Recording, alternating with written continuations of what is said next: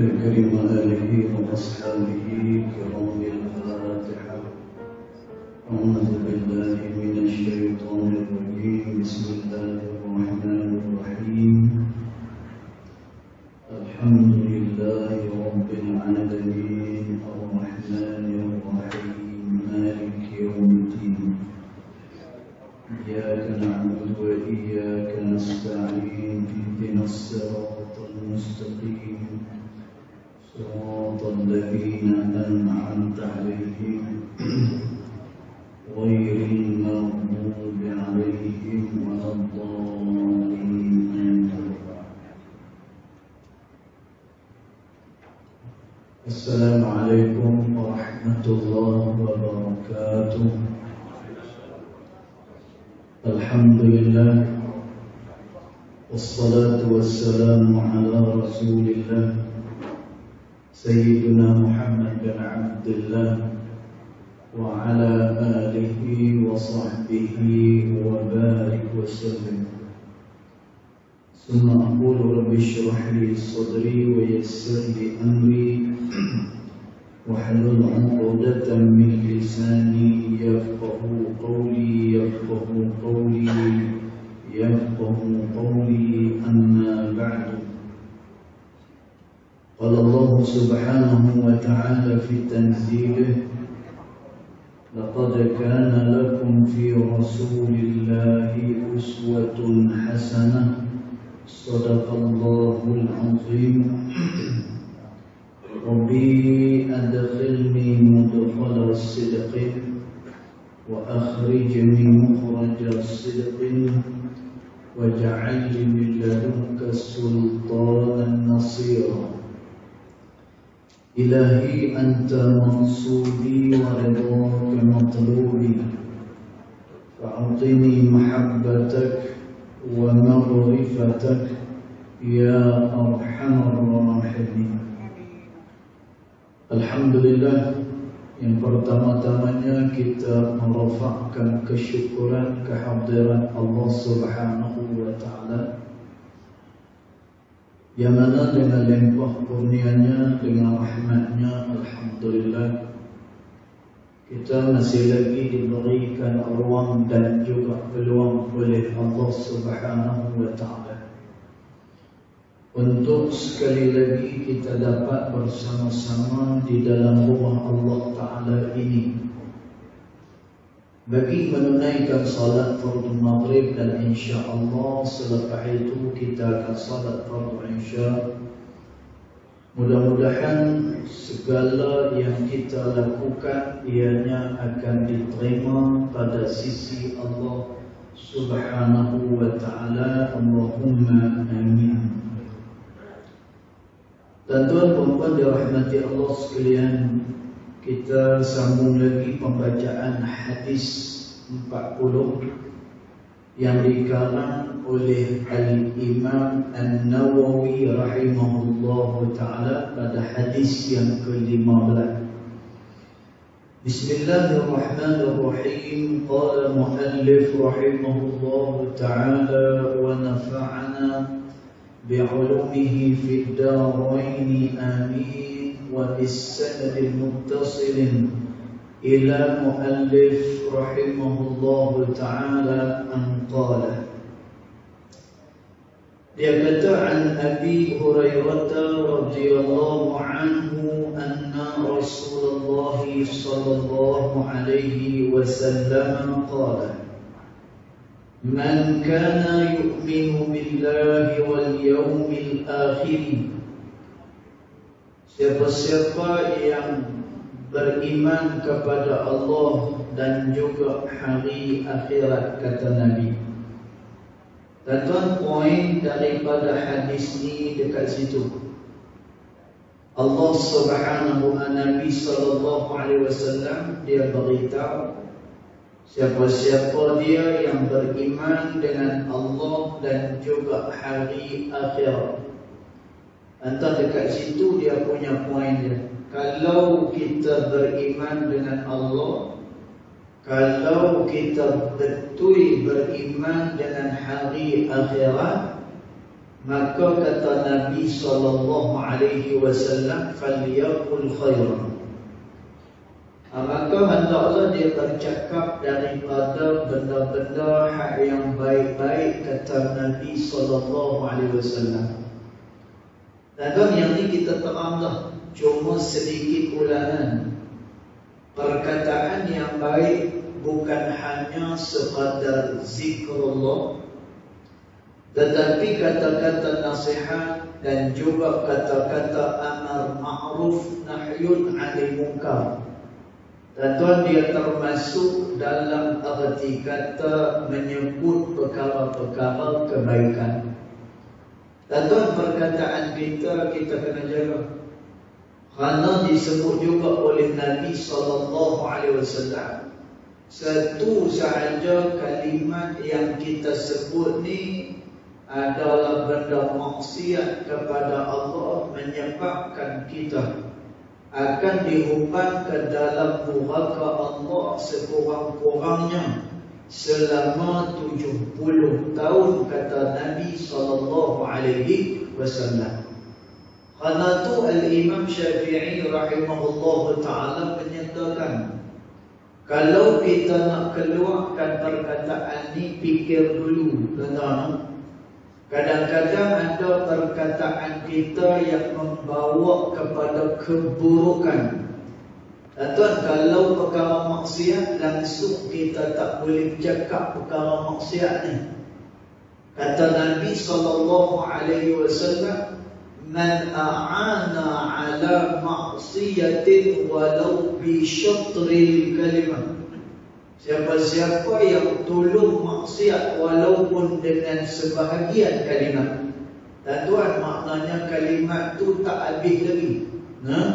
Disebut dalam kitab Maraqil Ubudiyah, syarah kepada Bidayatul Hidayah, ulama bawa contoh. Dan tuan, contohnya kawan dia nak bunuh satu orang. Dan tuan, tapi dia bagi contoh dekat dalam tu dalam bahasa Arab lah, dia tak sebut dalam bahasa Kedah kita. Moga kitab tu dikarang dalam bahasa Arab. Dan tuan, dia bagi contoh bagaimana sebahagian kalimat, contoh kawan dia nak bunuh orang. Dan tuan, maka dia pun kata dalam bahasa Arab, kalau kita nak kata bunuhlah, perkataan dia adalah uqtul, bunuhlah dia. Dan tuan, kita tak sebut habis, kita sebut setakat tu saja. Alif, ta dengan lam kita tak sebut, sebahagian daripada kalimat saja. Macam tu saja. Dan tuan, kata Nabi SAW, kerana dengan sebahagian daripada kalimat yang macam tu pun syarikallahu, maka dia telah pun bersyarikat, dia telah pun bersekutu dalam melakukan maksiat kepada Allah Subhanahu wa ta'ala. Antara perkara maksiat memang langsung tak boleh untuk kita sebut, walaupun dengan sebahagian daripada kalimat. Kerana tu Imam Syafi'i kata, bila mana kamu nak bercakap ni, fikir dulu, sama ada perkataan itu maksiat ke, atau perkataan itu mendorong orang untuk melakukan maksiat pada Allah. Dan sebagai contoh, ni saya dah cerita dekat tempat lain. Dan tuan, ada kawan kawan saya, kawan kita, dia terlibat dalam penjualan barang terlarang. Ya, barang terlarang ni berat, barang yang dia jual tu berat. Dan tuan, pasal apa dia pergi jual barang-barang terlarang ni? Bila kita korek, bila kita selidiki. Dan tuan, orang ni kadang-kadang dia tak mau pun buat maksiat. Dan tuan, orang ni kadang-kadang dia tak mau pun buat kejahatan, tapi kerana mulut manusia mendorong dia untuk melakukan perkara yang dilarang oleh Allah Subhanahu wa ta'ala. Dan tuan, kawan kita ni bila kita selidiki, pelik tak pasal apa? Kerana dia mengaji kitab, kerana dia mengaji pondok, kerana dia belajar untuk teruk, tiba-tiba kami dengar cerita dia kena tangkap dengan penguasa polis kerana jual barang yang terlarang. Dan tuan pasal apa dia jadi lagu tu? Bila sembang dengan dia, dia kata apa? Aku susah, dia kata. Dan dia kata aku susah. Dahlah aku susah, orang hina pula aku. Kemudian saudara mara ni semua tak terima, mentang-mentang dia susah. Tuan maka katalah, apalah hang hidup kamu semua tengok macam mana anak-anak aku. Tuan, jaga-jaga. Imam Syafi'i kata, fikir sikit. Apa yang kita nak sebut ni, kadang-kadang perkataan kita membuatkan orang terdorong melakukan maksiat kepada Allah Subhanahu wa taala. Kerana itu dalam akidah Nabi SAW dia habaq, hendaklah kamu jaga satu ni, kata Nabi. Nabi pegang lidah dia. Kata Nabi pegang, Nabi kata kamu kena jaga yang satu ni, jaga bagi elok. Tuan, sahabat bertanya dengan Nabi Rasulullah, tak akanlah dengan perkataan ni Allah akan masukkan manusia di dalam neraka. Dan Nabi kata apa? Malah Muhammad ni melahirkan hang, Nabi kata. Dan kenapa Nabi kata macam tu? Kerana manusia ni bila dia buat dosa bukan hanya pada perbuatan saja. Dan apa yang dia kata, apa hak yang dia sebut, dia kena bertanggungjawab di hadapan Allah Subhanahu wa taala. Tuan, mungkin hadis ni dalam konsep yang lama, dalam konteks yang lama. Dan tuan, kalau konteks pada hari ni apa dia? Tuan, ni handphone ni yang ada kat kita. Tuan, kita ada grup A, kita ada grup B, kita ada Facebook. Kata ni orang pada hari ni. Jangan kata yang budak-budak ni, Tok Wan pun ada. Tok Wan punya Facebook lagi apa ni lagi hebat daripada cucu punya. Dan tuan, Tok Wan apa ni layan TikTok lagi hebat daripada cucu dia. Dan tuan, jaga-jaga Facebook, media sosial ni termasuk dalam hadis yang kita duk baca sekarang ni. Tuan, kita selalu duk share, kan share. Ada berita fulan bin fulan curi duit sekian-sekian. Dan tuan, kita tak tahu duduk perkara.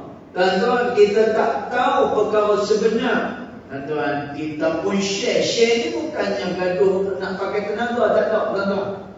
Dan tuan, nak share ni bukannya letih. Dia baca lebih kurang, tekan pakai ibu jari ya. Dan tuan, dia tekan je. Dan tuan, apa yang dia share tu, dia kena bertanggungjawab kepada Allah Subhanahu wa taala. Dan tuan, maka termasuk dalam arti kata Arab, kalau kamu beriman dengan Allah dan hari akhirat, falyaqul khairan, maka katalah, sebutlah dengan yang baik-baik, kata Nabi. Kalau dah tak ada perkara yang baik untuk kita sebut, kalau dah tak ada lagi dah poin yang baik untuk kita kata, maka Nabi kata liyasmut, maka diam itu adalah lebih baik. Dan tuan, kata ulama, diam itu kadang-kadang dia lebih bernilai daripada emas. Kadang-kadang kita diam ni, kita senang ni, kata ulama, dia lebih bernilai daripada emas. Tuan, sebab itu seorang sahabat Nabi SAW. Tuan, nama dia siapa? Abu Dhar Al-Ghifari. Tuan, seorang sahabat Nabi SAW. Dan dalam perang Khandaq, dalam perang apa ni Gali Parik dekat kota Madinah ni. Dan tuan, dia diajukan, pandangan ni diajukan oleh sahabat ni. Dan tuan, sahabat ni kata kepada Nabi SAW, ada bukan Abu Dhar, Salman Al-Farisi.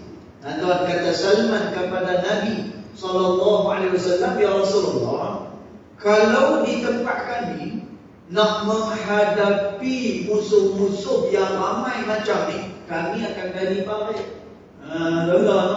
Kami akan gali parit ni. Pasal apa? Nanti orang gali dah, kita kambuh balik semula. Nanti mereka ni, bila mereka serang kita, mereka akan jatuh dekat dalam tu. Tuan, Nabi SAW kata, baik, cadangan ini diterima. Tuan, bila cadangan diterima, gembira Salman ni radhiyallahu anhu wa arda, dia rasa gembira.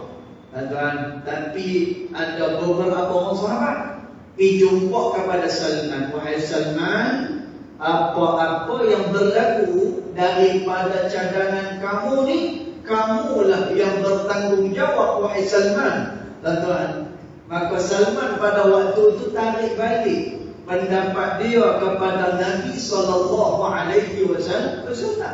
Dan kata Salman, "Ya Rasulullah, kalau macam tu kami tarik balik."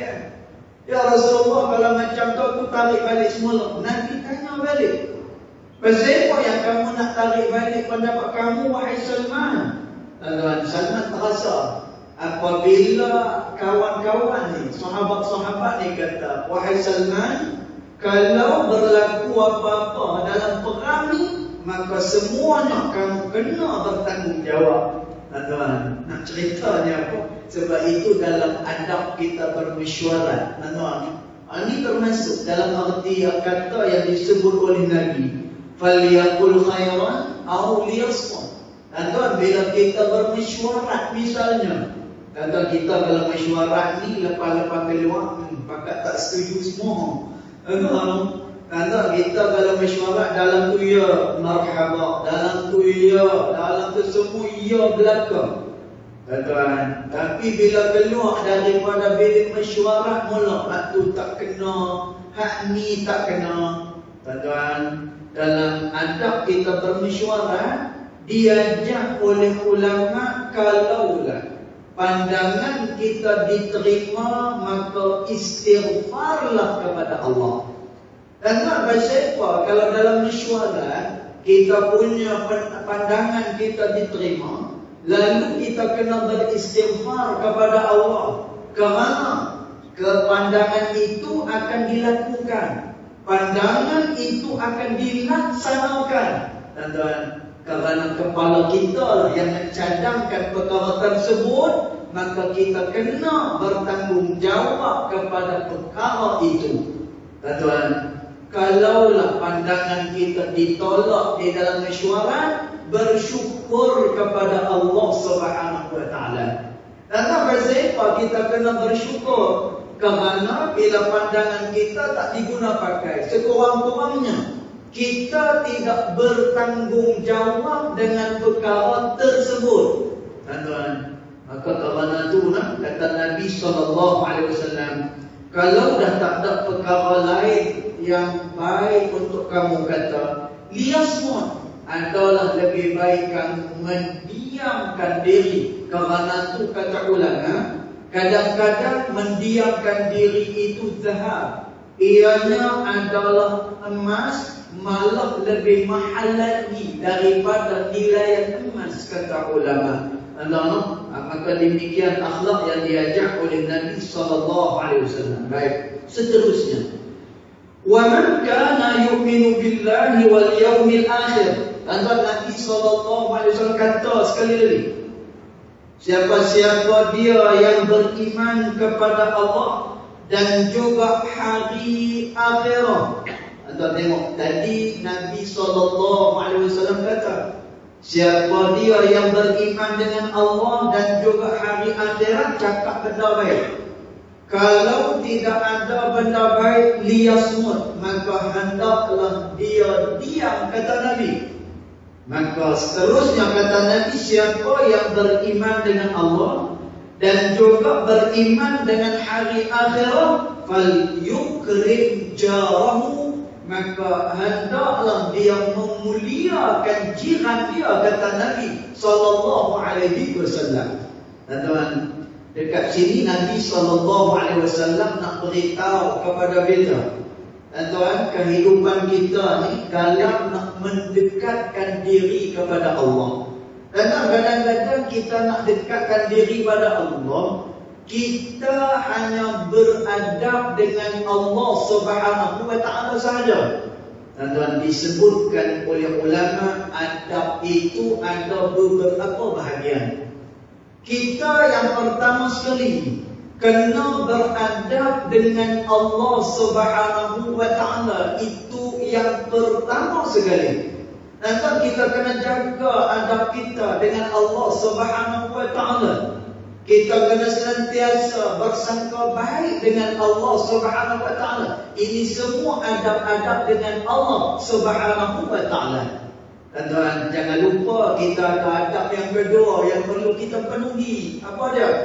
Iaitulah adab dengan sesama makhluk. Maka ianya perlu dipenuhi. Tuan, ada orang dia jaga hubungan dengan Allah. Dia selalu buat tahajud, dia selalu buat sembahyang-sembahyang sunat. Tuan, tapi dengan makhluk-makhluk Allah, terutamanya kepada manusia, dia buat tak ketahuan. Tuan, kita tengok bagaimana ada satu orang perempuan ahlul ibadah. Tuan, dia ni kuat beribadat kepada Allah Subhanahu wa taala. Apa jenis sembahyang yang dia tak buat semua, dia buat, nama pun ahlul ibadah. Dia adalah ahli dalam ibadat kepada Allah. Tuan, cuma satu je akhlak dia yang tak berapa nak elok. Apa dia? Dia membiarkan kucing peliharaan dia tanpa makan dan tanpa minum. Tuan tahulah, dia tak bagi makan minum. Dia tak lepaskan kucing itu untuk pergi cari makan dan juga minum. Tuan, akhirnya apa yang berlaku kepada ibadat orang ni? Tuan, ibadat dia musnah. Kerana apa? Menzalimi makhluk Allah Subhanahu wa taala. Tuan, berbeza pula dengan satu orang pelacur. Tuan, cerita ni diceritakan sendiri oleh Nabi SAW.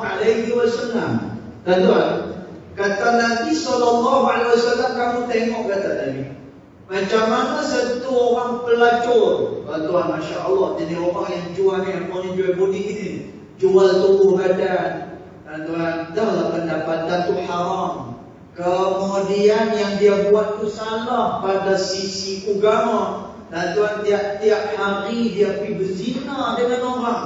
Tuan, zina ni, kata Al-Imam Al-Zahabi dalam kitab dia, bahawa berzina termasuk minal kabair. Ianya termasuk daripada dosa-dosa besar kepada Allah Subhanahu wa taala. Tuan, tapi kata Nabi satu hari, bila dia tengok anjing yang sedang kehausan, enggak, cerita ni sahih. Tuan, anjing yang sedang kehausan, lalu dia lepaskan sepatu dia. Tuan, dia tangguh air, kemudian dia bagi air kepada anjing yang sedang kehausan ni. Tuan, maka anjing itu pun minum air daripada kasut dia. Tuan, Nabi SAW kata, nanti dia ni di akhirat besok, kebaikan yang dia buat, ihsan yang ada di dalam hati dia, akan dibalas dengan syurga Allah Subhanahu wa taala. Tuan, kerana tu bila kata beradab ni, dia bukan hanya semata-mata beradab dengan Allah Subhanahu wa taala. Dia kena beradab dengan sesama makhluk Allah Subhanahu wa taala. Tuan, satu hari Sayyidatina Aisyah radhiyallahu anha wa ardhaha, bila Aisyah nak naik kuda ni, tuan, Aisyah ni dia satu orang apa ni, budak-budak, tuan. Tapi Masya Allah, tuan, alimah kita panggil dia. Tuan, pasal apa dia ni alim? Kerana dia duduk dengan Nabi ketika mana dia masih lagi kecil. Tuan, kecil ni maksudnya apa? Dia dah layak menjadi seorang wanita. Tuan, jangan kita fikir bila Nabi menikah dengan Sayyidatina Aisyah, masa tu Aisyah masih lagi kanak-kanak. Dan beza kanak-kanak Arab dengan kanak-kanak Melayu. Tuan, kanak-kanak Melayu umur 6 tahun, umur 9 tahun, mereka apa-apa, main dekat-dekat ni, main kat benda, kayu geret, tuan. Tuan, tu budak-budak kita. Tuan, tapi orang yang duduk di padang pasir ni, mereka punya cara kehidupan, budaya kehidupan mereka dah lain dah. Tuan, sebab itu kata Sayyidatina Aisyah radhiyallahu anha wa ardhaha, kami pada zaman Rasulullah sallallahu alaihi wasallam, walaupun kami ni kanak-kanak, bila masuk sahaja umur 9 tahun, nahnun nisa, kami adalah wanita-wanita, kata Sayyidatina Aisyah radhiyallahu anha wa ardhaha. Sebab itu kalau kita buka dalam kitab fiqh, bab berkenaan dengan had umur baligh. Tuan, orang perempuan dia akan letak lagu mana? Umur 9 tahun, maka itu adalah umur baligh untuk budak-budak perempuan. Pasal apa? Orang Arab ni dia punya tumbesaran, kemudian kematangan dia cepat. Pasal apa? Mereka jenis duduk di padang pasir. Sebab itu kalau tuan-tuan pergi kat negara Arab, kalau mereka tu kasar, saya di Mekah di Mekah kan, jemaah-jemaah yang kita bawa ni lepas dah semua. Kita halui, kita tubuh badan halui macam ni. Geng-geng Arab tak kegican. Lebih-lebih lagi dekat mana? Dekat Raudhah Nabi sallallahu alaihi wasallam. Raudhah ni Masya Allah. Tapi jangan duk kata lah, jangan duk kata apa dosa kita yang kita ni tak boleh masuk dalam Raudhah. Dah orang ramai. Kita ni dah beratuk elok dah. Dah nak masuk Raudhah dah. Tinggal dia buka apa? Dia punya palang kan. Tinggal dia buka dia punya tali penghadang tu saja.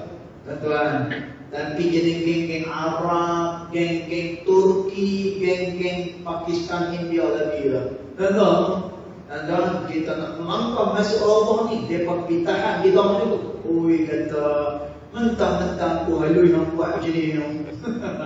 Dan kita pun tawassul kepada Nabi SAW. Ya Rasulullah, aku lebih memilih beradab dengan engkau ya Rasulullah. Orang ni nak pala aku biar-biar. Kita tak mau gaduh. Kita tak mau, tuan-tuan jangan gaduh kalau dekat Mekah, dekat Madinah. Tuan-tuan lebih jaga adab. Tak salah kita nak berebut sangat, nak cium Hajar Aswad. Ada rezeki, cium pilah. Tuan nak masuk Raudhah pun macam tu, ada rezeki, masuk dan berdoa lah dekat situ. Tuan, tapi Nabi SAW ajak kepada kita benda yang lagi besar lagi, apa? Ada akhlak yang mulia. Tuan, kata Nabi SAW, innama bu'ithtu liutammima makarimal akhlak. Adapun aku diutuskan, kata Rasulullah. Tuan, orang yang mengaji bahasa Arab, bila ada perkataan innama ni, maksudnya apa? Ada tulil hasr, maknanya tak benda lain lagi dah, hanya benda tu saja. Dan Nabi kata, innama bu'ithtu liutammima makarimal akhlak. Adapun aku diutuskan oleh Allah Subhanahu wa taala adalah sebagai penyempurna kepada akhlak-akhlak yang mulia. Tuan, jadi kalau tuan-tuan pergi esok ni ke Mekah Madinah, Allah ni orang berebut pergi. Berebut pergi. Pasal apa? Dah lama dah tak boleh pergi, orang rindu sangat dengan Mekah Madinah ni. Kata Mekah Madinah, semua orang dah rindu. Pasal apa? Kerana kata Allah Subhanahu wa taala, Mekah Madinah ni mathabatan linnas. Dia adalah tempat berulang aliknya manusia.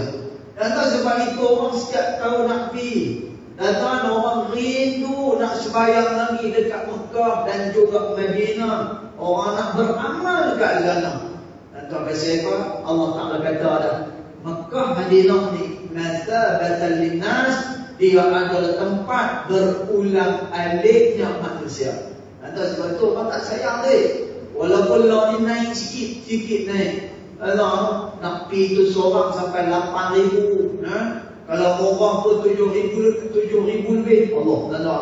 Lagi berapa duit saja lagi nak sampai apa ni 8,000 ringgit.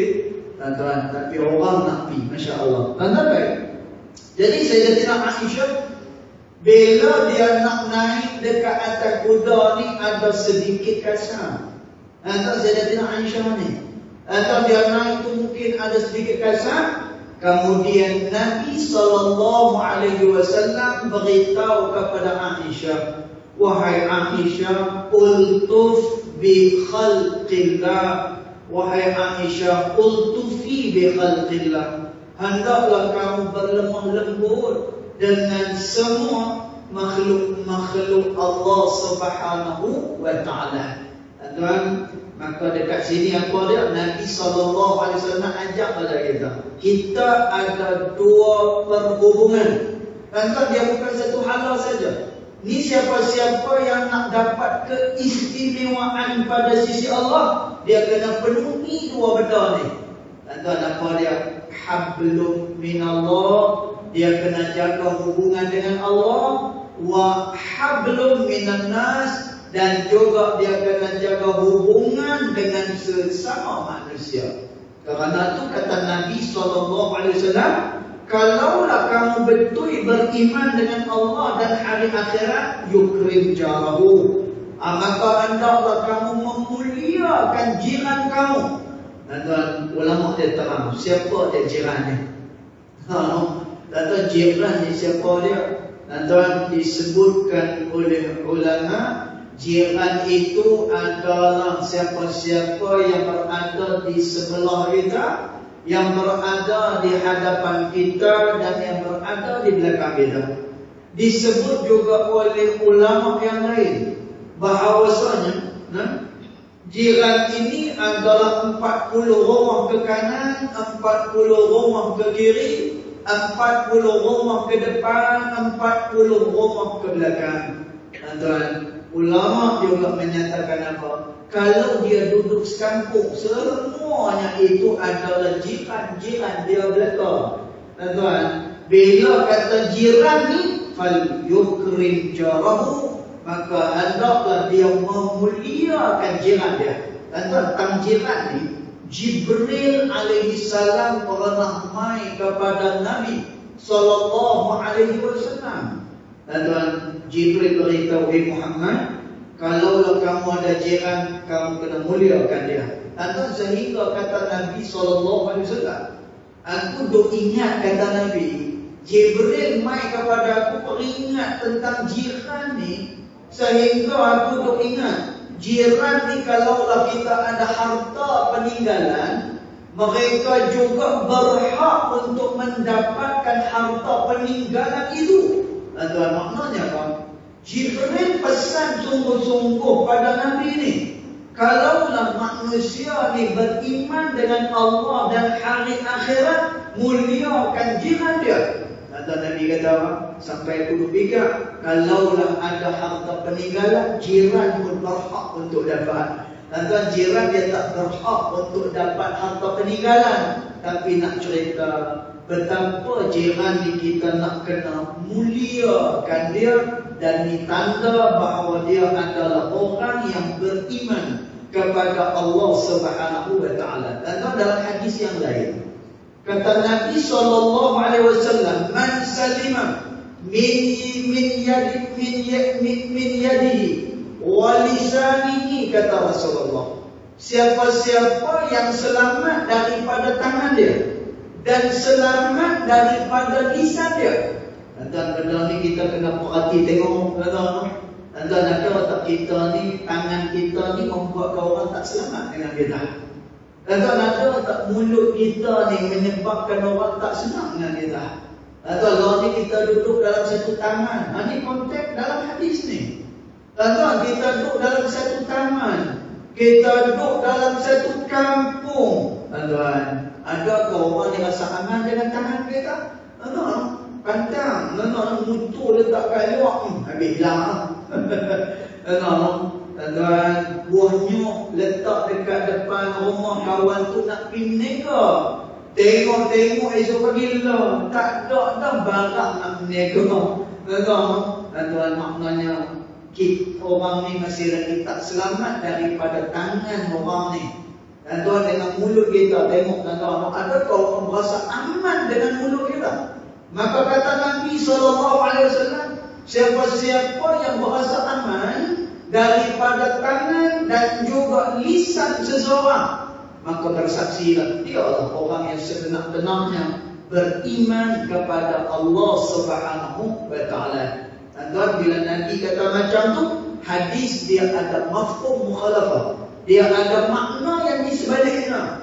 Tuan, maknanya kalau orang tak aman dengan tangan kita, tuan, kalau ada orang yang tak aman dengan lisan kita, tuan, cek balik bagaimana keimanan kita kepada Allah Subhanahu wa Ta'ala. Tuan, sebab tu saya teringat untuk akhirnya, saya teringat apa ni, satu orang ulama dia Hadramaut, rumah dia, di depan rumah dia ni orang Kristian.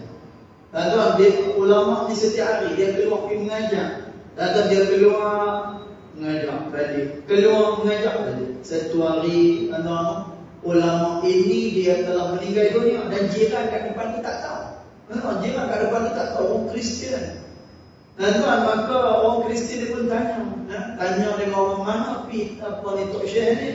Mana dia? Biasa dia lalu dekat depan rumah aku, tapi semenjak ke belakang ni dah tak ada lah. Tuan, maka orang berkata dia dah meninggal dunia. Tuan, bila dia dengar meninggal dunia, orang Kristian dia teriak dia.